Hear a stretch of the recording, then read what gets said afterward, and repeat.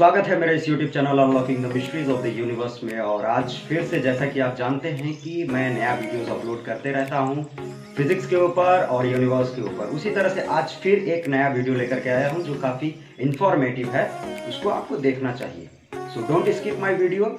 And इसका topic है unlocking the mysteries of the universe. जैसा कि आप गेस कर सकते हैं कि ये टॉपिक पूरी तरह से ब्रह्मांड के ऊपर है। सो ब्रह्मांड के बारे में हम क्या जानते हैं और इसे किस तरह से हम देखते हैं, इस चीज़ को हम समझने वाले हैं। और ये वीडियो मैं बता रहा हूँ कि इंटरेस्टिंग जाने वाली है, सो इस वीडियो में आप बने रहिए। ये काफ़ी इंफॉर्मेटिव है, थोड़ा बहुत इंफॉर्मेशन लेना चाहिए। सो बिना समय बर्बाद किए चलते हैं एक्सप्लेनेशन पे। सो हम सबसे पहले इमेजिन करते हैं एक ऐसी दुनिया जिसमें चांद तारा, मान लीजिए आप एक ऐसे दुनिया में रह रहे हैं जहाँ चांद तारा ग्रह और बहुत सारे ऐसे चीज़ें हैं जो काफ़ी शानदार दिख रही है, जिसके काफ़ी सारे शानदार स्ट्रक्चर्स है, ब्यूटीफुल पिक्चर्स और ब्यूटीफुल सिंबल्स हैं जो हम देखते हैं और बोलते हैं अरे वाह, किसने बनाया होगा। ऐसी बहुत सारी ब्यूटीफुल स्ट्रक्चर्स हमारे ब्रह्मांड में एग्जिस्ट करते हैं। मतलब कि एक ब्रह्मांड एक ऐसी अवस्था या एक ऐसी दुनिया है जिसमें बहुत सारे इस तरह के स्ट्रक्चर्स हैं। जैसे कि तारा बहुत सुंदर दिखता है, चमकता है। रात में हम जब भी बाहर निकलते हैं ऊपर की ओर देखते हैं तो ज़्यादातर तारे बहुत चमकते हैं, टिमटिमाते हैं। सो टिमटिमाना एक अजीब तरह का शानदार व्यू क्रिएट करता है, एक अजीब तरह का शानदार सीन क्रिएट करता है। सो वो मेरे मन को और हमारे मन को खूब भाता है। इसी के बारे में इस वीडियो में हम डिस्कस करेंगे कि ये चांद तारा प्लेनेट और बहुत सारे ऐसे अजीब और गरीब चीज़ जो हम ब्रह्मांड में देखते हैं, कलरफुल चीज़, कलरफुल स्ट्रक्चर्स, नेब्यूला, ये सब कहाँ से आए, ब्लैक होल्स, ये सब सारा मॉन्स्टर सब कहाँ से आया, ये सारा चीज़ का डिस्कशन हम इस वीडियो में करने वाले हैं, शुरू से लेकर के अंत तक। मतलब अभी जो यूनिवर्स है, अभी जो एग्जिस्ट कर रहा है यूनिवर्स, वहाँ तक हम चलेंगे शुरू से लेकर। तो चलते हैं बिना समय बर्बाद किए। तो पहला क्वेश्चन आता है कि ब्रह्मांड है क्या। ब्रह्मांड एक ऐसी अवस्था है, एक ऐसी दुनिया है जिसमें आकाशगंगा, प्लैनेट्स और सभी स्टार्स, बहुत सारे ऐसे चीज़, अजीबोगरीब ब्रह्मांडीय चीज़ मौजूद हैं जो एक ब्रह्मांड जैसी दुनिया, एक ब्रह्मांड जैसी शानदार दुनिया क्रिएट करती है, जिसे हम आज इंग्लिश वर्ड में यूनिवर्स बोलते हैं। सो ये बेसिक है। और ये इसका एक और बेसिक एक्सप्लेनेशन है कि ये एक्सपेंड कर रहा है। ये बहुत अजीब सी चीज़ है कि एक्सपेंशन, यहाँ एक्सपेंशन हो रहा है। यूनिवर्स चारों दिशाओं से फैल रहा है। सो जब मैं बोलता हूँ कि चारों दिशाओं से फैलता है, इसके पीछे कुछ ना कुछ रीज़न होगा।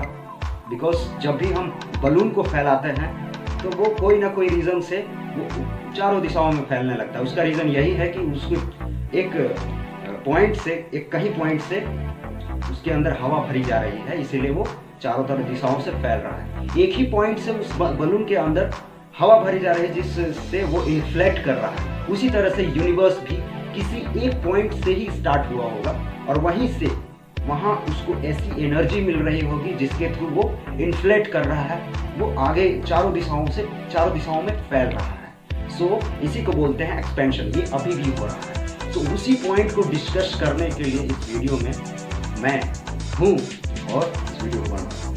सो फर्स्ट कि यूनिवर्स कैसे स्टार्ट हुआ। अगर मैंने ये एक्सप्लेन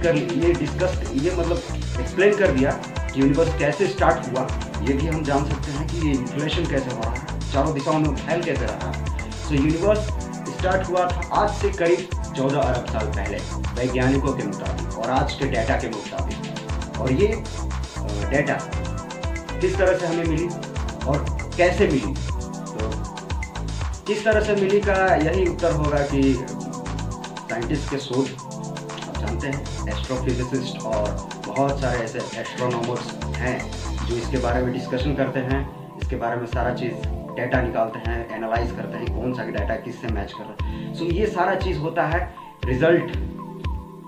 ये आज के जो ब्रह्मांड है, ब्रह्मांड की अवस्था के अकॉर्डिंग ही ये सारा चीज़ डाटा, ये सारा चीज़ आज के ब्रह्मांड के अनुसार, इसके अवस्था के अनुसार ही आज के डाटा जो है बनती है।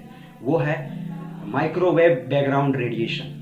आपने सुना होगा माइक्रोवेव बैकग्राउंड रेडिएशन के बारे में, जो यही बताता है कि यूनिवर्स कहाँ कैसे स्टार्ट हुआ था और आज इसकी अवस्था क्या है। और ये सारी चीज़ें हमें फ्रीक्वेंसी और वेवलेंथ्स में मिलती है। और इसमें बहुत से मतलब इसमें बहुत ज़रूरी है लाइट।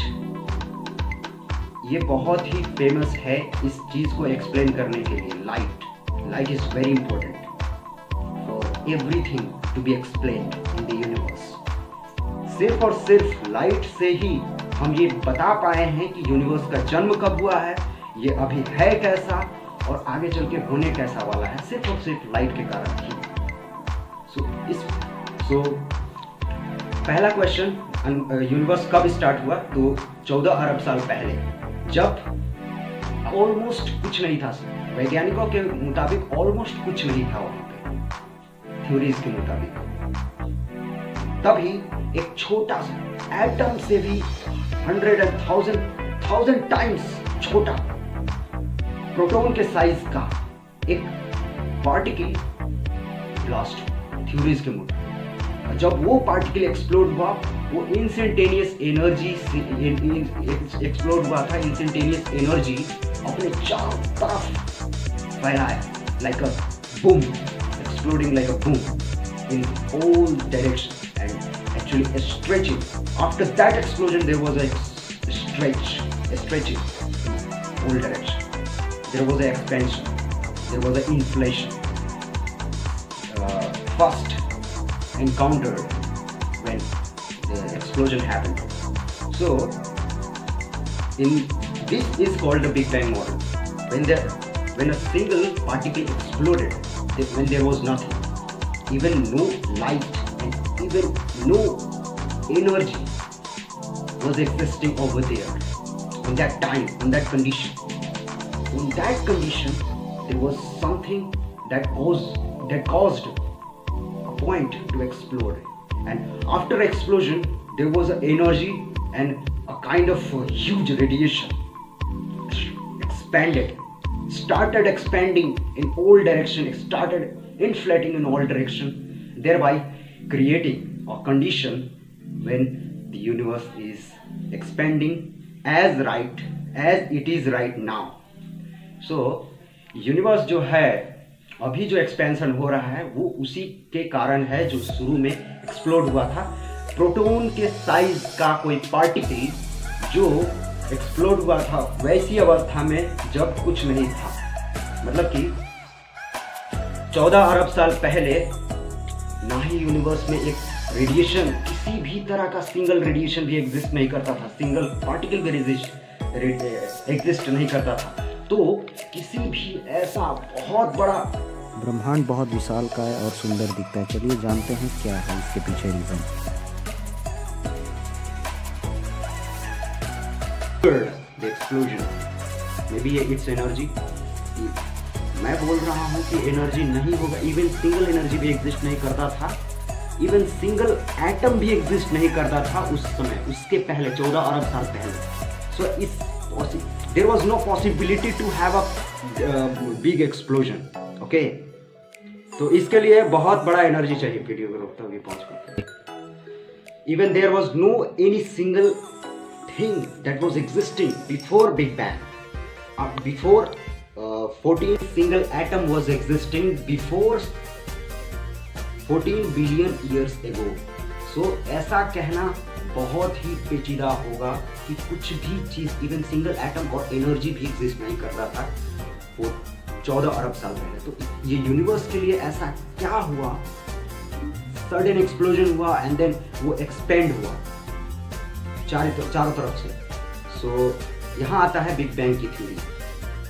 जब ये एक्सप्लोड हुआ, काफ़ी साल गुजरते गए।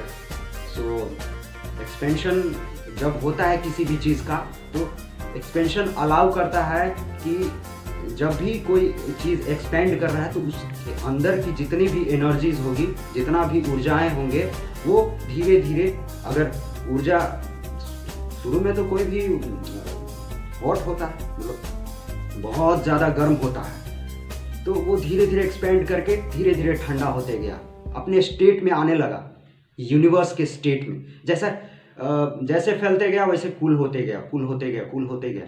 और एक ऐसा समय आया जब बड़े बड़े स्ट्रक्चर्स बनने लगे, लाइक प्लैनेट्स का निर्माण होने लगा। जी हाँ, बिल्कुल। रेडिएशन और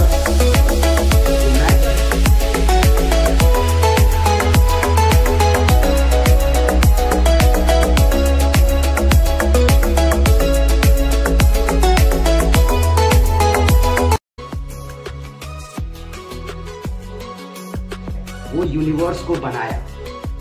दूसरे शब्दों में अगर बोला जाए तो कैसे बनाया? जब रेडिएशन धीरे धीरे ठंडा होने लगा तो वो रेडिएशन डस्ट पार्टिकल्स को क्रिएट किया। By some scientist believes that this is because of the anti matter and anti matter, एक interaction of matter, uniform matter that we see today. और ये पॉसिबिलिटी हो सकता है कि एंटी मैटर और मैटर दोनों में टकराव हुआ होगा और दोनों में इंटरेक्शन हुआ होगा, then there was something that was created like atom. We see electron, proton and neutron वाला जो भी फिगर है वो उसको हम देखते हैं बिकॉज कि हम ये जानते हैं कि ये यूनिवर्स जो है वो बना है एक एक्सप्लोजन, सिंगल एक्सप्लोजन से। तो देयर वाज, ये तो डेफिनेट है कि एक एनर्जी एक्सप्लोड हुई होगी बहुत ही ट्रेमेंडस अमाउंट में, और वो धीरे धीरे एक्सपेंड की होगी एंड देन धीरे धीरे कूल होती गई। और जैसे जैसे कूल होती गई वैसे वैसे उसमें समय के साथ कूल हुआ। 5 बिलियन ईयर्स लगे, फिर 4 बिलियन ईयर्स लगे, फिर कुछ में 3 बिलियन ईयर्स लगे। ऐसे करते करते करते करते करते करते करते करते एक्सपेंड करते गया, यूनिवर्स एक्सपेंड करते गया और धीरे धीरे मैटर जो है डस्ट पार्टिकल बना, फिर उसके बाद डस्ट जो है एक दूसरे से कोलाइड किया एंड देन स्पाइरल में घूमने लगा ड्यू टू ग्रेविटेशनल इंटरेक्शन। और ये जैसा कि आप देख पा रहे हैं, इसी तरह से हमारे यूनिवर्स स्पाइरल वे में घूमना शुरू किया और इसी तरह से समय बीतते के साथ मैटर बना धीरे धीरे और धीरे धीरे इससे बढ़ने लगा और बढ़ते बढ़ते आज बहुत बड़े बड़े पत्थर का निर्माण किया, जिसे हम आज एस्टेरॉइड्स, प्लैनेट्स एंड एवरीथिंग, मतलब हर वो चीज़ का नाम देते हैं जो आज हम देखते हैं, जैसे stars, galaxies, and this all things are actually result of that kind of explosion.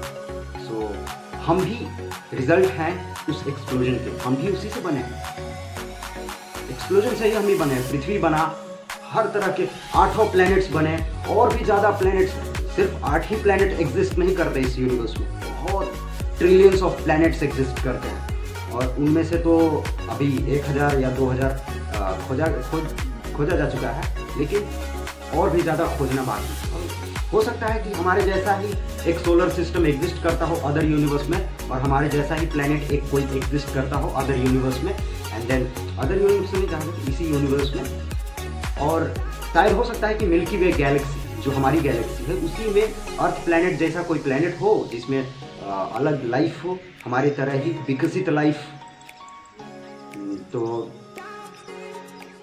मैं यही कहना चाहूँगा कि जैसा ये सारा चीज़, जो भी हम चीज़ देखते हैं, वो सभी एक पॉइंट ऑफ एक्सप्लोजन का रिजल्ट है, जब हुआ था 14 बिलियन ईयर्स अगो। और ये कैसे हुआ ये भी हमने जाना। और मैं ये बता दूं कि अभी जो यूनिवर्स की अवस्था है वो है एक्सपेंड कर रही है यूनिवर्स, और धीरे धीरे फैलती जा रही है। और हो सकता है कि जैसा कि हम जितना भी बलून को फुलाएं, जैसा कि हम बलून फुलाते हैं, फूलते जाता है, एक ऐसा स्टेज आता है जब बलून जो है फट से फूट करके एक मतलब इतना बड़ा था, अपना स्टेज में आ जाता है और वो एक दूसरे से कोलाइड कर देता है। ऐसा भी हो सकता है कि हमारा यूनिवर्स जो है, यूनिवर्स का अंत इसी तरह से हो।